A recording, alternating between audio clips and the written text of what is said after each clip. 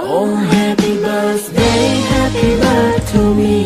អរគុណអ្នកទាំងពីរអរគុណមានថ្ងៃនេះ